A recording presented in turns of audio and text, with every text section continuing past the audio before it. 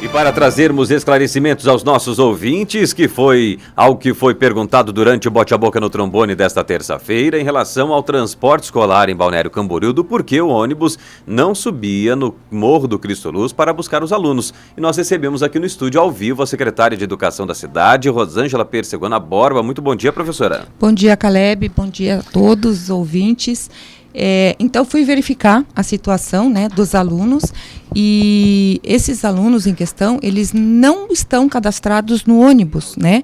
Então, é preciso fazer um cadastro na Secretaria de Educação para que esses alunos possam frequentar o ônibus. Porém, nós temos 7 ônibus, 7 linhas, atendendo aí 13 escolas e 18 bairros. E hoje nós não temos nenhum ônibus que faça essa linha ali do Cristo Luz, né?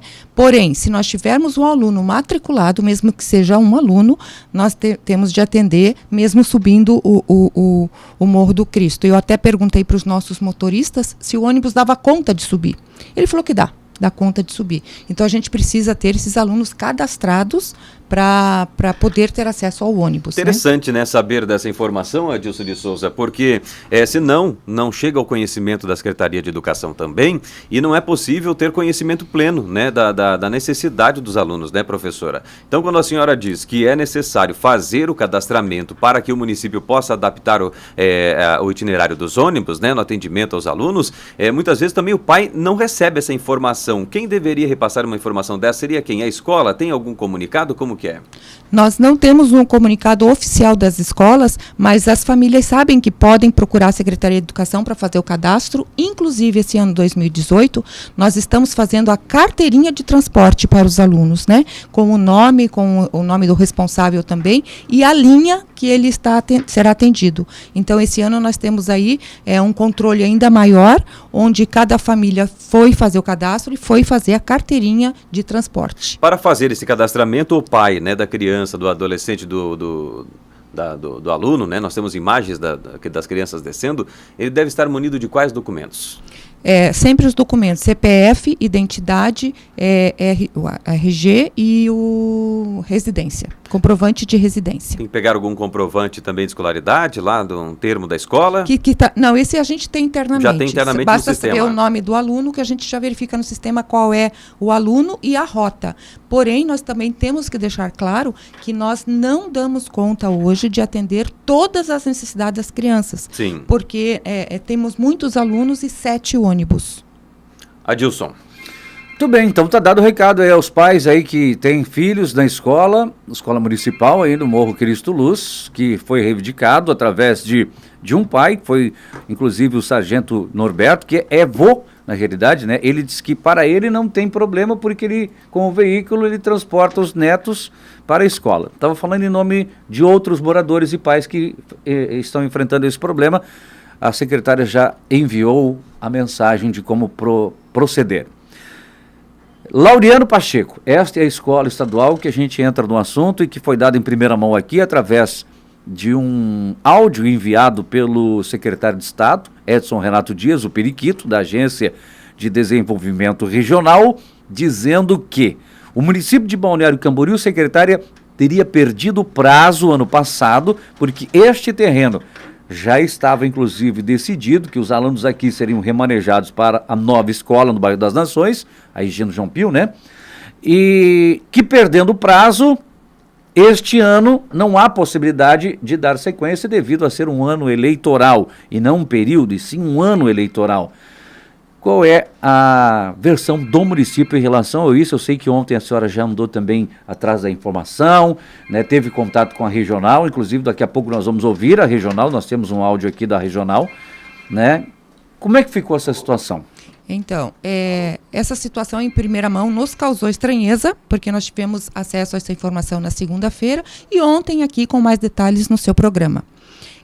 Nosso entendimento não era esse, nós tínhamos entendimento que nós transformaríamos esse espaço em um espaço de oficinas, inclusive com as matrículas dos alunos já estão sendo feitas, né, atendendo aí uma média de 800 a 1.000 alunos naquela unidade, e nos causou estranheza. Porém, a maneira mais adequada é buscar a informação, saber direitinho, corretamente o que foi. Então, assim, só não podemos dizer que a Secretaria de Educação perdeu o prazo, porque nós fizemos em tempo hábil. O que nos foi pedido de documentação foi enviado até o mês de novembro e, na sequência, a gente soube que estavam faltando ainda documentos e que nós tínhamos até o dia 11 de dezembro para entregar o restante desses documentos. E quando nos foi dado que até o dia 11 de novembro, nós entendemos que é o prazo e nós entregamos no dia 11 de novembro por volta do meio-dia esses documentos. Então, entregar no dia não é entregar atrasado. Né? São coisas diferentes. Que não foi a fala ontem do secretário Periquito, dizendo que dia 11 teria já expirado o prazo, até porque era final de ano, recesso, enfim. Eu gostaria que a senhora ouvisse junto conosco Cleonice Berejuc, que é da regional aqui, da Xered, por favor, sobre este fato de prazos que, segundo ela, também inspirou. Vamos ouvir. Sim, existia um encaminhamento nesse sentido, né?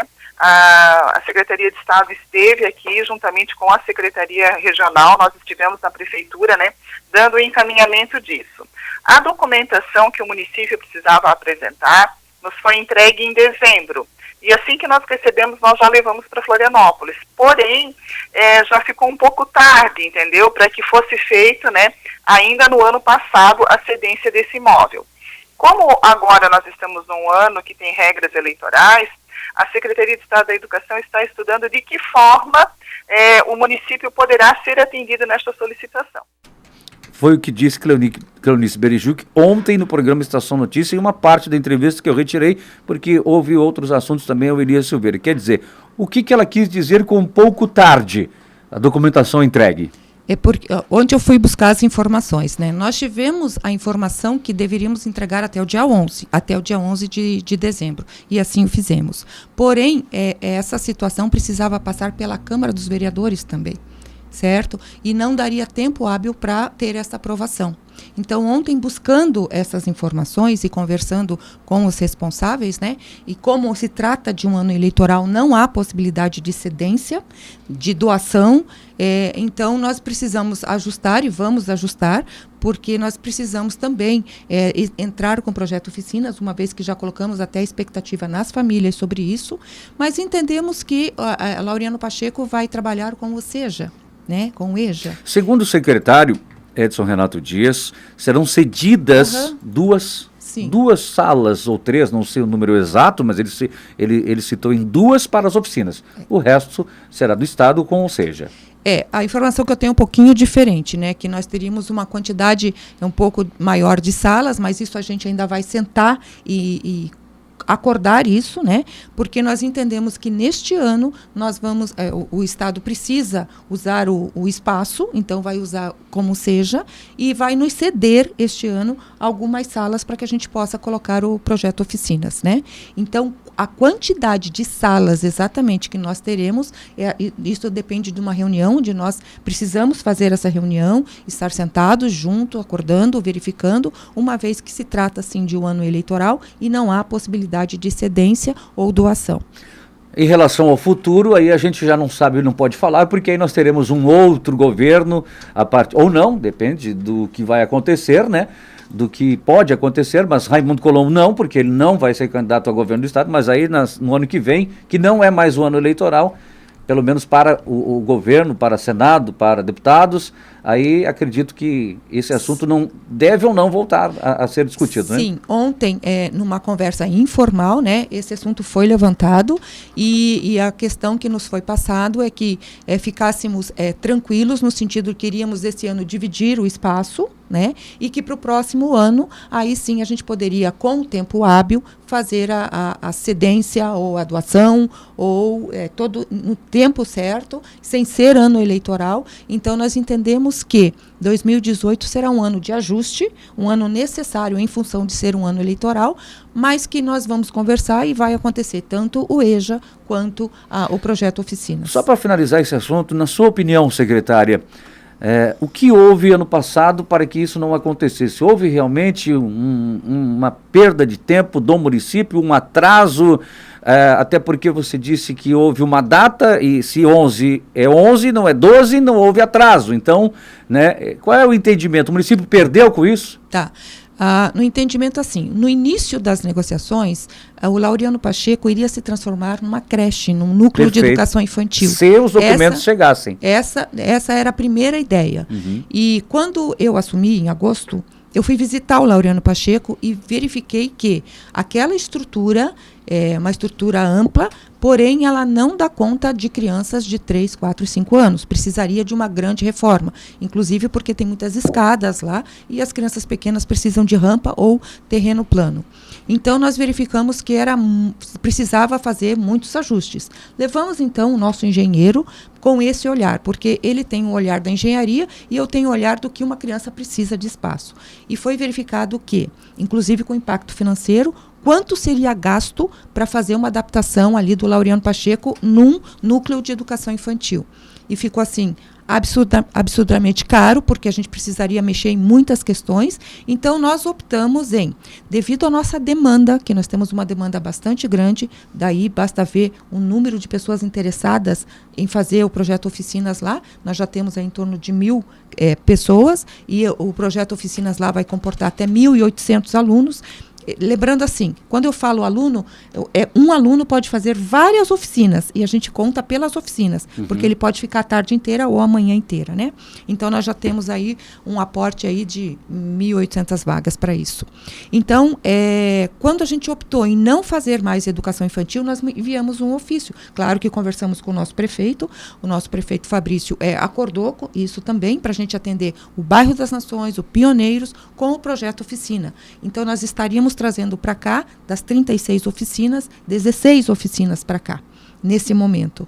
E então estaríamos atendendo a comunidade. E no nosso entendimento, sabemos que temos uma demanda reprimida na educação infantil, porém, colocar as crianças ali, sem fazer uma grande reforma na instituição, seria um equívoco da nossa parte, colocar crianças em locais que não são adequados para ela. Bom, de minha parte, era esse o assunto, né? Quero saber se a mãe que entrou em contato conosco quer informações sobre o transporte também escolar em Balneário Camboriú ainda está conosco. Alô? Bom dia. Bom dia. Qual o seu nome, mãe? Mari, eu queria fazer uma pergunta para a secretária que eu tenho a minha nenê ali no Carrossel. Ela está com 5 anos agora em setembro. Se teria meios para pegar aqui no Ilso Silveira, aqui perto, e levar ali na escolinha e trazer novamente? Pode responder, secretária. Bom dia. Sobre a educação infantil, nós temos algumas restrições do transporte, porque existe uma legislação para a educação infantil que as crianças devem ser transportadas em cadeirinhas, em equipamentos específicos. E hoje os nossos transportes não têm essas cadeirinhas específicas para crianças de educação infantil. Eles têm o cinto de segurança, que é necessário, o monitor que acompanha as crianças, mas nós não temos a cadeirinha. Por isso, quando se trata de educação infantil, nós temos algumas restrições, porque nós não estaríamos seguindo o que preconiza a legislação. Então ainda o município não contempla? Educação infantil, não. A educação infantil não. Tá respondido, mãe? Tá, Tá mas certo. isso que os que continuam sem o cinto não contradiz, então? Não entendi. Qual? Se teria que ter o cinto e por que não tem? No caso, os ônibus Então, a têm cinto, cadeirinha, né, ó. secretária? Cintos de segurança tem. Sim. Tá, não, a E cadeirinha, então. agora a gente está colocando em cada ônibus monitores também, porque nós recebemos uma situação de que havia ônibus que tem monitor e ônibus que não tem monitor. E a nossa recomendação na Secretaria de Educação é que sejam contratadas as pessoas para fazer a monitoria dos ônibus, porque isso não pode ficar sob responsabilidade do motorista. Já para falar para a criança colocar o cinto de segurança e evitar qualquer tipo de situação. Sentar, não comer dentro do transporte, não riscar o transporte, cuidar, é um patrimônio público, é nosso, é de todo mundo, então que cuide, que zele. Então tem um monitor que ajuda nessas questões de segurança, de limpeza e organização do transporte escolar. Muito bom dia, mãe. Tá certo? É isso aí. A resposta, então, da secretária Rosângela Persegona Borba, secretária de Educação. Em relação ao transporte escolar, você falou que a Várzea do Ranchinho também havia um estudo, né, para atender os alunos. Sim, né? Então, a Várzea do Ranchinho já tem alunos que estudam e moram lá.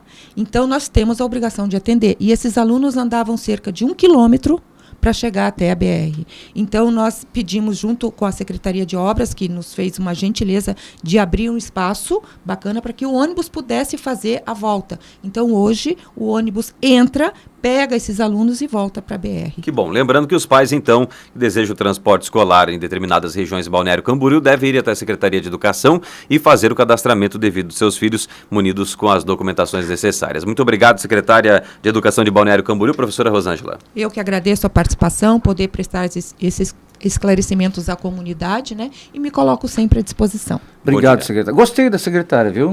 Não tinha conversado pessoalmente, eu acho, já. Não, acho que não. Já. Mas eu achei interessante o papo reto, direto, né? Sem enrolação. É isso aí. Obrigado, secretária.